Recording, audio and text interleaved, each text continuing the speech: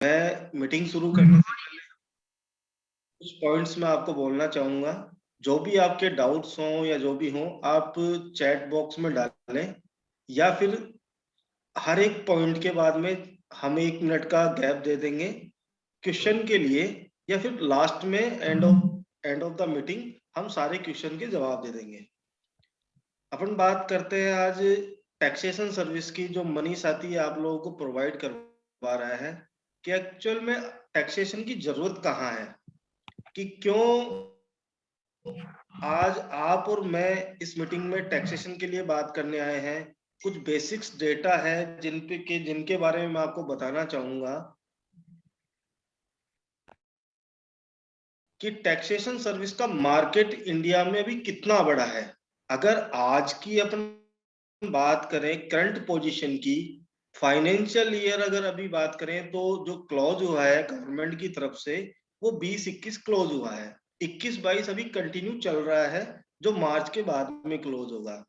अगर अपन 20-21 की बात करें, 20-21 में पूरा, अगर अपने अपने देश की बात करें, 150 करोड़ की आबादी में केवल 9% लोग ऐसे हैं, सॉरी 9% नहीं, 4.5% लोग ऐसे हैं, अराउंड 9 करोड़ लोग ऐसे हैं, 9 करोड़ लोग जो अपनी आईटीआर फाइल करते हैं। आपको बिलीव नहीं होगा कि केवल 9 करोड़ लोग ऐसे हैं जो केवल अपनी आईटीआर को फाइल करते हैं। इसका मतलब है कि ये पूरा का पूरा मार्केट आपके लिए, हमारे लिए पूरा खाली पड़ा हुआ है। अगर मैं जो फाइनेंशियल ईयर अभी क्लोज हुआ है, जिसकी भी डेडलाइन 31 मार्च है, उसकी अगर अपन बात करना चाहें तो लगभग 9 करोड़ यूजर जो रजिस्टर्ड यूजर हैं, उसमें केवल 6 करोड़ ऐसे यूजर हैं जिन्होंने अपनी आईटीआर फाइल करी है। अब उसके रीजन क्या है, कारण क्या है कि क्यों नहीं फाइल कर पाए हैं वो लोग। सबसे बड़ा मेजर जो इसका रीजन आएगा, मैं आपको बताना चाहूंगा कि लैक ऑफ नॉलेज, कि कहीं ना कहीं एक उस टैक्स पेयर को ये नहीं पता कि मैं अपना आईटीआर फाइल कैसे करूं। सेकेंडरी चीज, टैक्स रिटर्न करना, आईटीआर को फाइल करना, अपने आप में ये लगता है कि पता नहीं गवर्नमेंट क्या करेगी। तो आज का जो बेसिक पॉइंट है कि अपन बात करेंगे कि टैक्सेशन सर्विसेज में क्या क्या सर्विसेज आती हैं। मनी साथी आप लोगों को जो सर्विस प्रोवाइड करता है उसमें क्या क्या सर्विसेज प्रोवाइड करवाता है, कौन सी सर्विसेज में किन किन चीजों पे अपन बात कर सकते हैं, वो सारे पॉइंट्स अपन यहाँ पे डिस्कस करेंगे। मनी साथी जो आपको सर्विस देता है उसके अंदर टैक्सेशन मीन्स है कि एक चार्टेड अकाउंटेंट, एक सीएस, कंपनी सेक्रेटरी, जिस तरीके की सर्विसेज आपको प्रोवाइड करवाता है वो सारी सर्विसेज मनी साथी आपको यहाँ पे प्रोवाइड करवाएगा। अगर अपन पॉइंट टू पॉइंट आए कि सर्विस वाइज की किस कौन कौन सी सर्विस पे अपन बात करना चाहेंगे, तो अपन उस पे बात करते हैं। नरेंद्र जी, नेक्स्ट स्लाइड पे अपन आए सर्विसेज पे। Just a minute sir.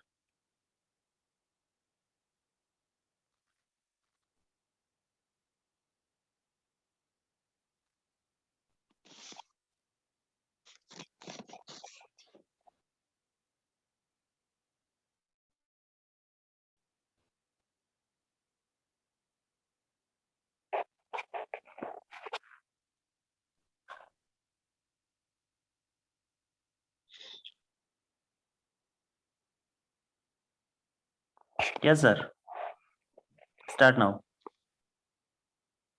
अपन बात करते हैं कि टैक्सेशन सर्विस में कौन कौन सी सर्विसेज अपन देते हैं। पहली सर्विस है पैन न्यू एप्लीकेशन और करेक्शन। न्यू एप्लीकेशन में अगर जो फ्रेशर है जिसने आज तक पैन कार्ड नहीं बनाया है, वो यहाँ से पैन कार्ड अप्लाई कर सकता है।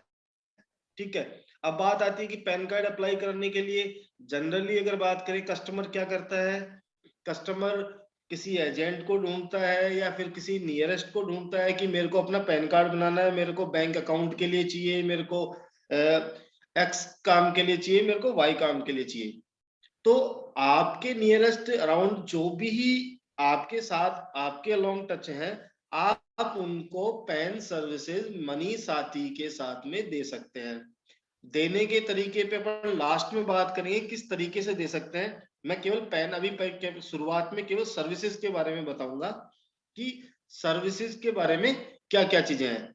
पैन का मोस्टली मेरे को नहीं लगता कि मोस्टली सभी लोग यहाँ पे जानते हैं कि पैन का यूज क्या है।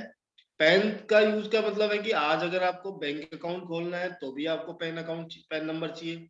अगर आपको कोई भी छोटा सा कोई काम करना है या छोटी सी दुकान भी करनी है तो भी आपको पैन नंबर की जरूरत होती है। तो मनी साथी आपको यहाँ पे पैन सर्विसेज प्रोवाइड करवाता है। बात आते हैं करेक्शन की। करेक्शन मीन्स है कि अगर मान लो किसी यूजर के फॉर एग्जांपल किसी भी कैंडिडेट के नाम में कोई करेक्शन आ गया, डेट ऑफ बर्थ में करेक्शन आ गया, या उसके एड्रेस में करेक्शन है, ठीक है, XYZ किसी भी तरीका करेक्शन जो as per government rule allow करता है। फोटो चेंजेस हो गया, सिग्नेचर चेंजेस हो गया, ठीक है, आपके सरनेम में अगर कुछ चेंजेस करने हैं तो वो चेंजेस आप पैन कार्ड में यहां से करवा सकते हैं, बशर्ते उसके रिगार्डिंग आपको कोई भी डॉक्यूमेंट प्रूफ आपको देना रहेगा उस करेक्शन को करने के लिए। सेकंड अपनी सर्विस आती है ITR, income tax return. Income tax return को यहाँ पे 3 पार्ट में डिवाइड किया है। पहला पार्ट है इनकम टैक्स रिटर्न, दूसरा पार्ट है income tax return with computation, और थर्ड पार्ट है income tax return with balance sheet. अब तीनों में डिफरेंट क्या है मैं आपको ये बता देता हूँ। इनकम टैक्स रिटर्न का मीन्स है कि ऐसे व्यापारी लोग, ऐसे कैंडिडेट लोग जो अपना कोई बिजनेस करते हैं, छोटा बिजनेस करते हैं, या फिर लाइक आप मनी साथी के एडवाइजर हैं, मनी साथी आपको जब भी कोई पेमेंट पे करता है तो आपका एक TDS डिटेक्ट करता है 5%, जिसको बोलते हैं कमीशन TDS। तो उस TDS को फाइल करने के लिए, लेने के लिए अपने को इनकम टैक्स रिटर्न फाइल करना पड़ेगा, तब गवर्नमेंट अपने को वो रिटर्न वापस देगा। तो उसके लिए आप सबसे बेसिक जो सर्विस है जिसका प्राइस 250 रुपीज है, ITR इनकम टैक्स रिटर्न में फाइल करके आप अपना TDS रिफंड करवा सकते हो। जो भी आपका TDS करंट फाइनेंशियल ईयर में कटा है वो आपको मिल जाता है यहाँ पे। सेकंड आता है कंप्यूटेशन। कंप्यूटेशन में बात करें तो कंप्यूटेशन की कैटेगरी में वो कस्टमर आ गए जिनके अकाउंट्स पे लेन देन ज्यादा होता है। ज्यादा मीन्स है कि आप ये मान सकते हो कि उन्होंने कोई जमीन परचेज करी है, उन्होंने कुछ चीज सेल करी है, उन्होंने कोई भी XYZ अदर इनकम उनके पास आती है, तो वो अपने बैलेंस का, अपने अकाउंटिंग का लेखा जोखा वहां पे लेना चाह रहे हैं, तो वो कैटेगरी यहाँ पे कंप्यूटेशन में आएगी। थर्ड कैटेगरी आती है ITR with balance sheet. Balance sheet का मीन्स हो गया कि आपके पूरे अकाउंटिंग को, आपके पूरे ट्रांजेक्शन्स को यहाँ पे हम लोग मैनेज करके आपको प्रोवाइड करवाते हैं। मैनेज करने का मतलब हो गया कि आपने कितना पैसा आपके अकाउंट में आया है, कितना पैसा आपके खाते से गया है, कहां से आया कहां से गया, वो सारा बैलेंस शीट में मेंटेन होता है यहाँ पे। तो थर्ड कैटेगरी अपनी बैलेंस शीट की आ गई। तीनों में अगर अपन प्राइस का डिफरेंट करें तो तीनों में डिफरेंट कुछ ज्यादा मेजर नहीं है, 250, 350, 499। अगर मार्केट टू कंपेयर आप करोगे तो आप किसी भी अपने नियरेस्ट, आप ऑलरेडी रिटर्न्स फाइल भी करवाते हैं, सब कुछ आप करवा रहे हैं, आप किसी भी अपने नियरेस्ट चार्टेड से आप अगर रिटर्न फाइल करवा रहे हैं तो मिनिमम टू मिनिमम जो आपसे वो चार्ज करता है वो 1000 रुपीज चार्ज करता है, ठीक है। अगर बैलेंस शीट की बात करूं तो एवरेज बैलेंस शीट जो चार्जेस होता है वो अराउंड 2500, यानी 2500 रुपए के अराउंड वो चार्जेस लेगा वहां से आपको। लेकिन मनी साथी के साथ वही सर्विस आप एक मिनिमम कॉस्ट पे आप यहां से अपने कस्टमर्स को, अपने नियरेस्ट को, अपनी फैमिली मेंबर्स को और अपने लिए वो आप सर्विस को यूज कर सकते हैं। साथ ही मनी साथी आपको एक वॉलेट देता है टैक्सेशन के लिए अलग से। उस टैक्सेशन वॉलेट का मीन्स क्या हो गया कि फॉर एग्जाम्पल आपने पिछले साल का रिटर्न बनाया, उससे पिछले साल का रिटर्न बनाया, उसके आगे का रिटर्न बनाया आपने, आपको कभी जरूरत कि आपको अपने आईटीआर की कॉपी चाहिए, आपको बैलेंस शीट की कॉपी चाहिए, आपको आपके कंप्यूटेशन की कॉपी चाहिए, तो आपको कहीं उसको ढूंढने की जरूरत नहीं है। आपको केवल अपना लॉगिन क्रिएट करोगे। जब भी आपका भी बात हुई थी कि ये भी लॉगिन में कुछ 1-2 दिन का टाइम और लग रहा है, तो आप अपने लॉगिन को एक्सेस करके आप वहां से अपने पूरे टाइम पीरियड का, चाहे पिछले 1 साल का हो, चाहे 5 साल का हो, जितना टाइम पीरियड का रिटर्न्स आपने हमारे यहाँ से फिल किया है, वो यहाँ से आप उसमें डाउनलोड रियल टाइम पे कर सकते हैं। आईटीआर के बाद में अपन बात करते हैं बीआरएन सर्विसेज की। बीआरएन सर्विसेज क्या होती है? बिजनेस रजिस्ट्रेशन होता है, एक बेसिक जो फर्स्ट स्टेज रजिस्ट्रेशन होता है किसी भी बिजनेस को करने के लिए, वो बिजनेस रजिस्ट्रेशन होता है। ये सेंट्रल रजिस्ट्रेशन है कि आप भारत देश के अंदर बिजनेस कर रहे हैं, चाहे वो एक प्राइवेट लिमिटेड कंपनी हो, चाहे पब्लिक लिमिटेड कंपनी हो, चाहे XYZ किसी भी पार्ट हो, वो आपको बीआरएन रजिस्ट्रेशन करवाना ही पड़ेगा। ठीक है।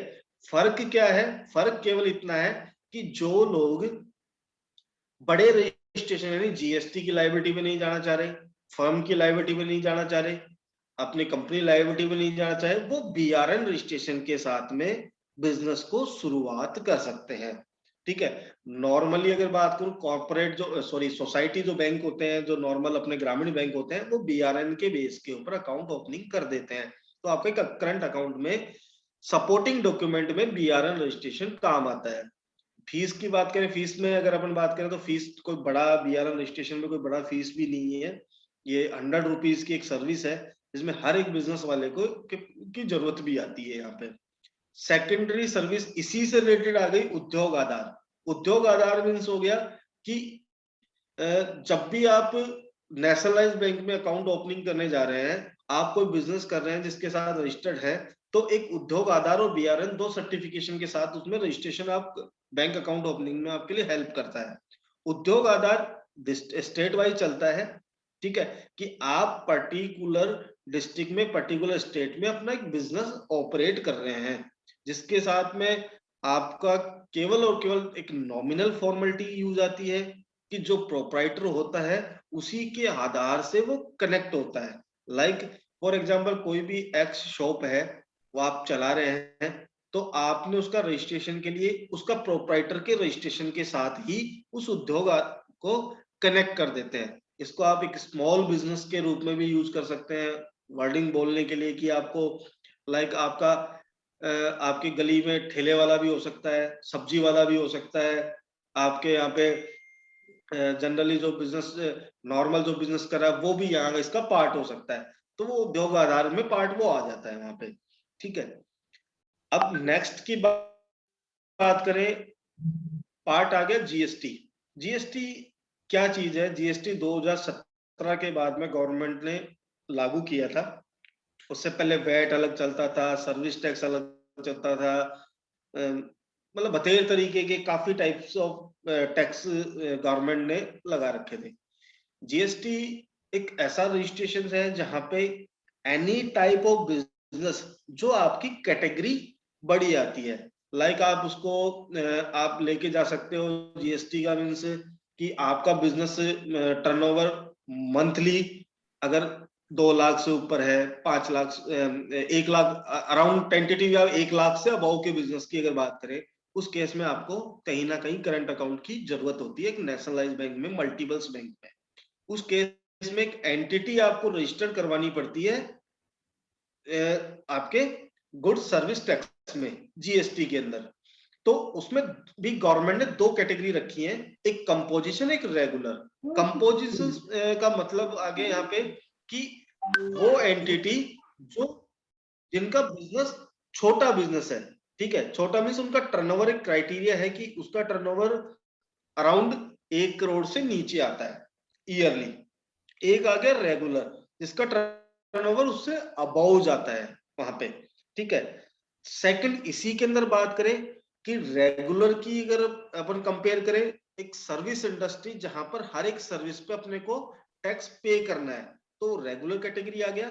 एक हो गया गुड्स के लिए कि जहां पर आपको सर्विस परचेज करने के बाद में आपको मंथली रिटर्न पे करना है या क्वार्टरली पे करना है। तो दोनों का कंपैरिजन में बात करें, कंपोजिशन मीन्स है कि आप अपनी रिटर्न्स को क्वार्टरली पे कर सकते हैं, जीएसटी मीन्स है आप रेगुलरली पे कर सकते हैं। तो मेजर अगर इसमें कंपेयर आप देखोगे तो टाइप ऑफ कस्टमर पे डिपेंड करता है, टाइप ऑफ टर्नओवर पे डिपेंड करता है, कि टाइप ऑफ किस तरीके का बिजनेस वो कर रहा है उस पर डिपेंड करता है। दोनों की फीस में ज्यादा कंपेयर नहीं है, फर्क ज्यादा नहीं है। 999 एंड 1499 जो आपको पीपीटी में मेंशन भी किए हुए हैं, आपने पहले देखे हुए भी हैं, ठीक है, कि जो फीस में जो चेंजेस हैं। जी सॉरी टू इंटरप्ट यू, अभी वॉइस थोड़ा ब्रेक हो रहा है, आप एक बार नेटवर्क आपका चेक कर लीजिए, आपका वॉइस जो है वो प्रॉपर नहीं आ पा रहा है। मतलब मैं वापस से रिकनेक्ट करूं आपको? हाँ एक बार रिकनेक्ट कर लीजिए या तो। अच्छा, स्क्रीन को रिफ्रेश करूं?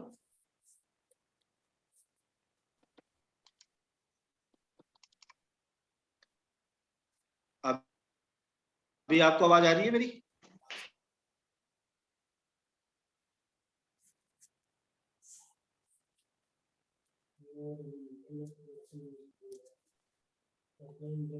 अभी चेक आवाज आ कीजिए रही है सर। सर आपको? हाँ अभी चेक कीजिए। आ रही है आवाज आपके पास? बिल्कुल बिल्कुल, कंटिन्यू कीजिए।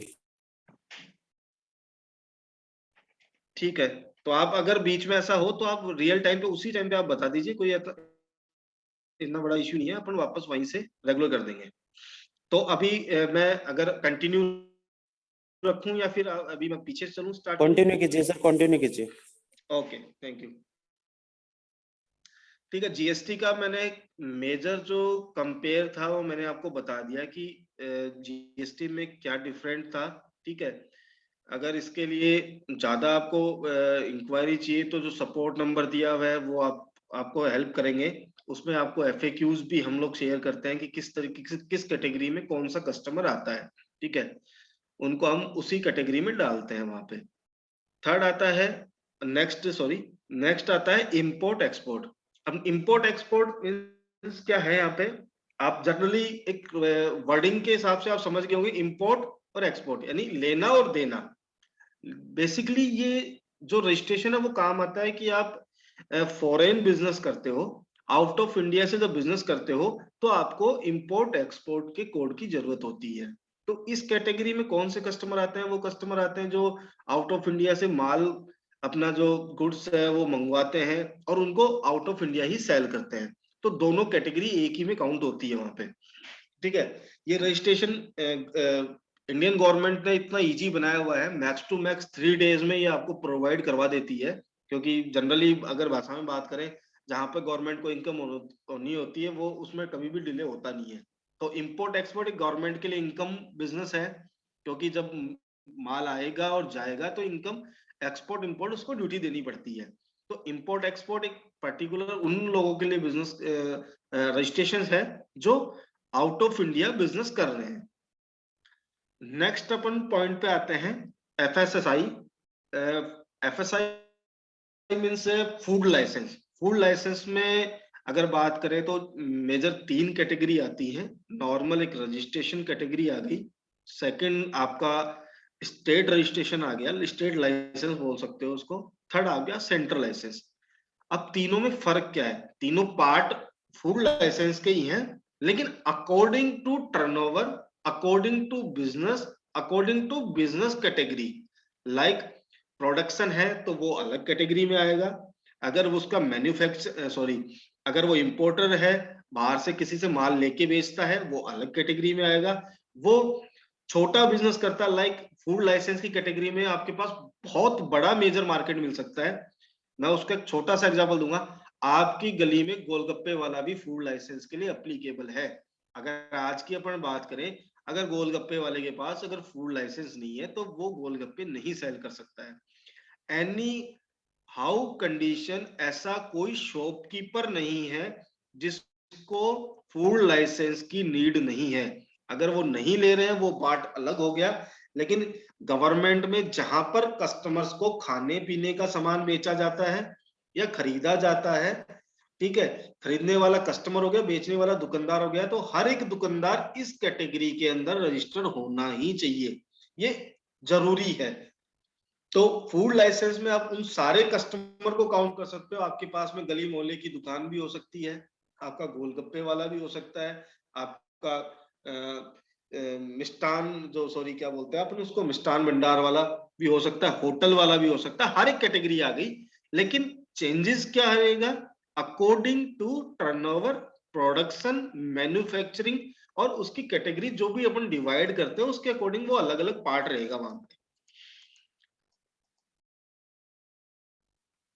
अब सेकेंडरी अपन थिंग पे बात करें यहाँ पे कि फूड लाइसेंस में जो मेजर जो पार्ट आता है वो मेजर पार्ट आता है कि अपन कैसे कस्टमर को टच कर सकते हैं, क्योंकि बहुत बड़ा मार्केट है और अपने आसपास का मार्केट है।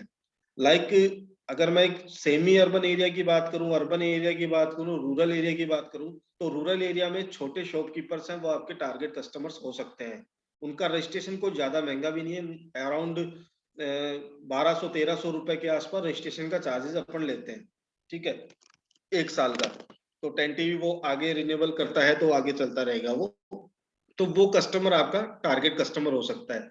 सेकेंडरी अगर सेमी अर्बन की बात करें, जहाँ पे पॉपुलेशन 5,000 ऊपर ज्यादा है, तो वहां पे आपका चाहे वो मीट शॉप वाला हो, ठीक है, चाहे वो आपका होटल वाला हो, चाहे आपका वो मिठाई वाला हो, तो हर एक दुकानदार, किराना की दुकान वाला हो, वो सारे फूड लाइसेंस की कैटेगरी में काउंट होंगे ही होंगे, ठीक है। अब उस कैटेगरी को चेंज कैसे होगा वो डिपेंड उसके टर्नओवर पे करेगा। तो जब भी आप ऑर्डर प्रोसेस करोगे सपोर्ट नंबर से या आगे जब भी अपने पोर्टल पे अवेलेबल होगा, तो वहां पर आपको कैटेगरी का डिवीजन दिखाई देगा कि कौन सी कैटेगरी में किस तरीके का कस्टमर आएगा वहां पे। तो यहाँ पे फूड लाइसेंस का ये पार्ट हो गया। यहाँ पे सेकेंडरी अपन चीज बात करेंगे, मैं यहाँ पे बीच में रोकते बोलो, कंपेयर टू मार्केट। ये सारी सर्विसेज जो हैं, अगर कंपेयर टू मार्केट अपन देखें, तो आज एज ए एडवाइजर आप लोग काम कर रहे हैं यहाँ पे, तो थोड़ा सा R&D करते हैं मार्केट की कि किस तरीके के बिजनेस मार्केट में कौन कैसे दे रहा है, ठीक है। कहीं ना कहीं पार्ट ऑफ जो बिजनेस का जो प्राइजेज में है, फीस में काफी डिफरेंट है, काफी नहीं बहुत मेजर डिफरेंट है।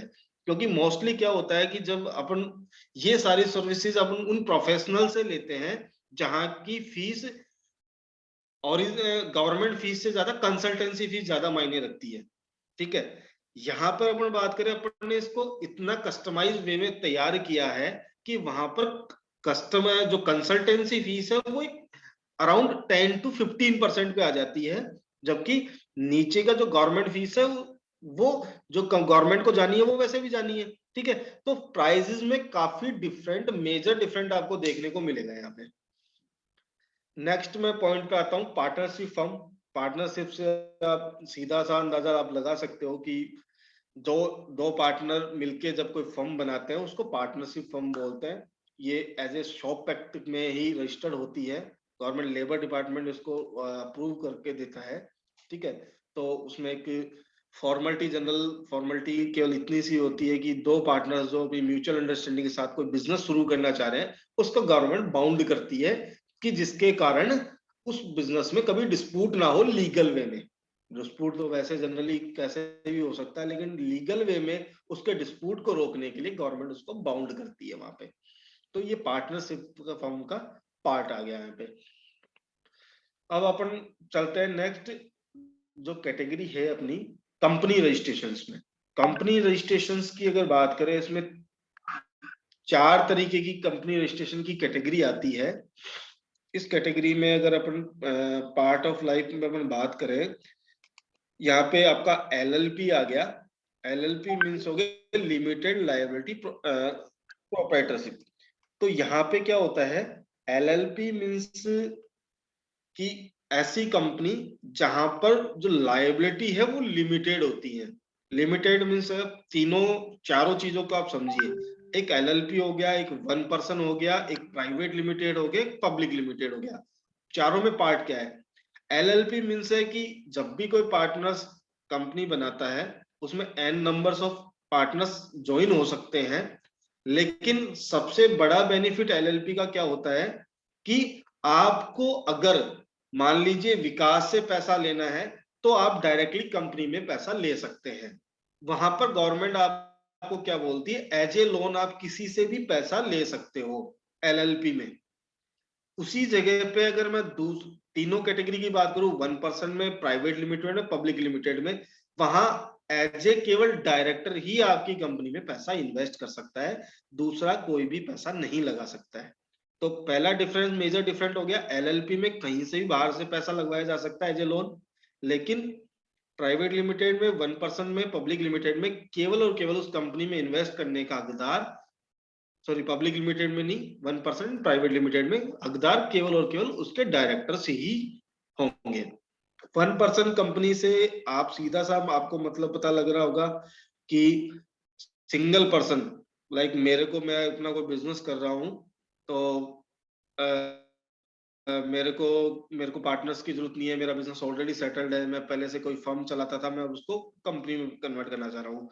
तो फर्क इतना रहेगा, जहां पर किसी कंपनी के रजिस्ट्रेशन में एलएलपी लिखा आता है, किसी में प्राइवेट लिमिटेड लिखा आता है, किसी में पब्लिक लिमिटेड, वहां पर ओपीसी लिमिटेड लिखा आएगा, तो वो 1% कंपनी होगी। तो उसमें हर एक पैसे का हकदार, उसकी लायबिलिटी, उसका पैसा डालने का हकदार, वो केवल ओपीसी में, उस सिंगल 1% में ही होगा। प्राइवेट लिमिटेड एक ऐसा पार्ट हो गया जहां पर n number of customer count हो सकते हैं, sorry n number of directors आ सकते हैं, लेकिन ये प्राइवेट लिमिटेड कंपनी कभी भी किसी से बाहर से पैसा नहीं ऐड करवा सकती है। जब भी इसका पैसा इन्वेस्ट होगा, वो केवल उसके डायरेक्टर ही इन्वेस्ट करेंगे। तो ये मेजर डिफरेंट हो गया। फीस में काफी डिफरेंस है, ठीक है, काफी क्या 10 से 20% का मेजर डिफरेंट आएगा, वो आपको देखने को मिल जाएगा उसके अंदर। प्राइजेस आपके पास आगे हैं भी और आपको पता भी है। पब्लिक लिमिटेड में अगर बात करें, पब्लिक लिमिटेड हो गया, इसमें भी दो पार्ट होते हैं। एक पार्ट होता है कि इसमें जो शेयर्स हैं वो आप पब्लिक को डिवाइड कर सकते हो। डिवाइड मीन्स है कि जब आप अपना आईपीओ में जो लिस्टेड कंपनी होती है वो पब्लिक लिमिटेड कंपनियां होती हैं, तो वो लेके आ सकते हैं। उससे पहले आप अपने लेवल पे, इंडिविजुअल लेवल पे अपने शेयर्स किसी को सेल आउट कर रहे हैं, तो वो मेजर पब्लिक लिमिटेड कस्टमर्स हो गया। इस टाइप के कस्टमर हो सकता है आपके पास बहुत कम आए, लेकिन ये कस्टमर आपको रेगुलर रेवेन्यू बिजनेस देंगे। इनकी कंप्लायंसेस हो गई, उनके रिटर्न्स हो गए, ये कंपनी जो रजिस्टर्स होगी उनके जीएसटी रजिस्ट्रेशन भी होंगे, उनके जीएसटी रिटर्न्स भी होंगी मंथली, और इनके खुद के कंप्लायंसेस भी होंगे। तो इस तरह के कस्टमर्स आपको एक रेगुलर रॉयल्टी बिजनेस देने का काम करेंगे। अब नेक्स्ट मैं अगर पॉइंट पे बात करता हूं एनजीओ पे, एनजीओ 3 कैटेगरी एनजीओ में गवर्नमेंट ने डिवाइड करी है। 3 कैटेगरीज का अगर बात करूं मैं, पहला होता है trust registration, second society registration, third है section 8 company registration. Section 8 company registration को मेजर रूप से आप इस तरीके समझ सकते हो कि बहुत कम लोग ऐसे होते हैं, पहले मोस्टली क्या होती है, गवर्नमेंट की एंटिटी होती है, उन्हीं को इसका परमिशन दिया जाता है सेक्शन 8 कंपनी में, ठीक है। या फिर लोकल अथॉरिटी के लेवल पे जब जहां पर सोशल वर्क किया जाता है, तो उस केस में सेक्शन 8 कंपनी को रजिस्टर करने का काम किया जा रहा है यहाँ पे। सोसाइटी मीन्स है, सोसाइटी जनरली आप अपने बोल सकते हो अपने स्कूल रजिस्ट्रेशन हो गए, स्कूल रजिस्ट्रेशन सोसाइटी में हो गया। आपके लाइक लेबर यूनियन हो गई, वो आपका सोसाइटी रजिस्ट्रेशन हो गया। आपका अगर बात करें गौशाला हो गई, वो आपका सोसाइटी रजिस्ट्रेशन हो गया, ठीक है। आप किसी भी आप ये बोल सकते हो, आपको कोई भी सोशल काम करना है जिसमें आपको पब्लिक की जरूरत है, तो वो सोसाइटी रजिस्ट्रेशन हो गया। तो ये रजिस्ट्रेशन एक्चुअल में एक डिस्ट्रिक्ट वाइज चलते हैं, हर एक डिस्ट्रिक्ट की एंटिटी वहां पे उसको रजिस्टर्ड करती है, जो इस तरीके के रजिस्ट्रेशन को प्रोसेस करती है। तो ये कस्टमर आपके वो कस्टमर होंगे जो एक सोशल कस्टमर होंगे एक तरीके से। एनजीओ मीन्स आप समझ सकते हो नॉन प्रॉफिटेबल ऑर्गेनाइजेशन हो गई, आपकी नॉन गवर्नमेंट ऑर्गेनाइजेशन हो गई जो बिना प्रॉफिट के काम करती है। तो ये सारी उसी की कैटेगरी आती है। ट्रस्ट रजिस्ट्रेशन भी सेम उसी तरीके डिस्ट्रिक्ट वाइज फॉलो होता है, ठीक है। तो वो ये सारे के सारे पार्ट ऑफ रजिस्ट्रेशन है, वो यहाँ पे नॉन प्रॉफिटेबल ऑर्गेनाइजेशन के पार्ट आ गए यहाँ पे। नेक्स्ट अभी 3 पॉइंट अपने बच गए। 10 सर्विस है, 10 सर्विसेज मीन्स है कि जो टैक्स डिटेक्टर होता है, लाइक मनी साथी आपका टैक्स डिटेक्टर है, कोई एक्स कंपनी आपका टैक्स डिटेक्टर है, तो उस केस में आपको 10 नंबर की जरूरत होती है। डिजिटल सिग्नेचर्स है, डिजिटल सिग्नेचर्स में अगर बात करें अपन, तो रिटर्न्स में भी डिजिटल सिग्नेचर की जरूरत होती है। कौन से रिटर्न्स की? जो ऑडिटेड रिटर्न्स होती हैं, जिनके जिनके रिटर्न्स ऑडिटेड जाते हैं उनको डीएससी की जरूरत होती है। जीएसटी रिटर्न्स में भी डीएससी की जरूरत होती है। उसमें भी 2 कैटेगरी हो गई, जिनका रिटर्न्स ऑडिटेड जाता है, जिनका रिटर्न्स पार्टनरशिप फर्म है, ठीक है, जिनका प्राइवेट लिमिटेड है, जिनका पब्लिक लिमिटेड है, जिनका एलएलपी है, तो उस केस के अंदर डिजिटल सिग्नेचर्स की जरूरत होती है। गवर्नमेंट कॉन्ट्रैक्ट आपको लेने हैं तब डिजिटल सिग्नेचर्स की जरूरत होती है, ठीक है। आपको किसी डॉक्यूमेंट को साइन करना है, बैंकिंग भी इसको यूज करता है। अगर कॉर्पोरेट बैंक अकाउंट आप यूज करोगे तो वहां पे भी अकाउंटिंग ट्रांजेक्शन के लिए डीएससी का यूज किया जाता है। तो एक तरीके के ये सिग्नेचर जनरल भाषा में आप ये समझ सकते हो, एक तो पेपर पे आप साइन करते हो और एक आपका साइन डिजिटल हो गया। जब भी आपको यूज करना है उसको आप अपने कंप्यूटर से कनेक्ट करके आप साइन कर सकते हो। तो कस्टमर टारगेट, इसके अंदर कस्टमर टारगेट की बात करूं तो वो जीएसटी रजिस्ट्रेशन वाला भी हो गया, ऑडिटेड आईटीआर वाला भी हो गया, आपका फूड लाइसेंस वाला भी हो गया, आपका पार्टनरशिप फर्म रजिस्ट्रेशन वाला भी हो गया, प्राइवेट लिमिटेड वाला भी हो गया, एलएलपी वाला भी हो गया, ट्रस्ट वाला भी आएगा यहाँ पे, और सोसाइटी रजिस्ट्रेशन वाला भी आएगा। तो कैटेगरी बिजनेस आपको अलग अलग डिवाइड करने पड़ेंगे, कौन सा कस्टमर किस कैटेगरी पे जाएगा। नेक्स्ट अपन चलते हैं shop act registration. Shop act registration की अगर बात करें, 3 कैटेगरी में डिवाइड किया है गवर्नमेंट ने, 0 to 10, 11 to 50, 51 to 100 और 101 and to above, 4 कैटेगरी आ गई, ठीक है। फीस में काफी डिफरेंट है। ये वन टाइम रजिस्ट्रेशन होता है जो लेबर डिपार्टमेंट करता है। लाइक इसमें अगर मैं बात करूं शुरुआत में क्या क्या इसमें जरूरत होगी, पहला, जिसके पास नंबर ऑफ एम्प्लॉय ज्यादा है, लाइक आपका एक दुकानदार है, उस दुकानदार के पास एम्प्लॉय है, वो खाते में उनकी तनख्वाह देता है, वो अपना अकाउंटिंग मेंटेन करता है, तो उसको शॉप एक्ट की जरूरत होती है। इसको एक लेबर एक्ट भी बोल सकते हो, कि जब भी आप किसी को अपने पास काम करवाते हो, एज ए लेबर काम कर रही है वो आपके पास, या फिर एज ए एम्प्लॉय वो आपके साथ काम कर रहा है, तो वहां पे शॉप एक्ट की जरूरत पड़ती है। कैटेगरी में केवल कोई फर्क नहीं है, प्रोसेस में कोई फर्क नहीं है, सेम प्रोसीजर है, केवल फीस में फर्क है। 0 to 10, अगर 10 एम्प्लॉय हैं तो फीस आपकी डिफरेंट होगी, 11 से 50 है तो आपकी जो फीस होगी वो अलग होगी, 51 से 100 है तो आपकी फीस अलग होगी, और 101 एंड अबव है तो फीस अलग होगी, बाकी रजिस्ट्रेशन सेम है। थर्ड, नेक्स्ट अपन लास्ट अगर बात करें, trade registration, trademark registration.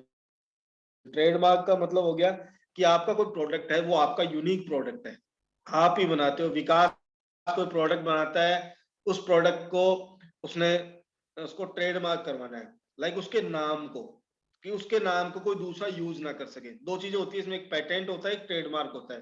Patent का मतलब हो गया उस प्रोडक्ट को कोई दूसरा नहीं बना सकता उस रेसिपी से या उस मैकेनिज्म से। सेकंड हो गया ट्रेडमार्क, उसके नाम को कोई यूज नहीं कर सकता, ये नाम मेरा ही है। तो ट्रेडमार्क रजिस्ट्रेशन वहां काम आता है। तो ये वो कस्टमर्स, बड़े कस्टमर्स आपके यूज आ सकते हैं जो अपना एक ब्रांड बना के चलते हैं, कि अगर कोई किसी का ब्रांड है कि भाई मेरा ये ब्रांड है, बिजनेस है, तो मैं इसको ब्रांड बनाना चाह रहा हूँ, तो वहां पे ट्रेडमार्क रजिस्ट्रेशन यूज आएगा। किसी को अपना लोगो है, लोगो कंपनी का लोगो रजिस्टर करवाना हो तो वो उसको यूज करवा सकता है, ठीक है। तो वहां पे ट्रेडमार्क रजिस्ट्रेशन यूज आता है।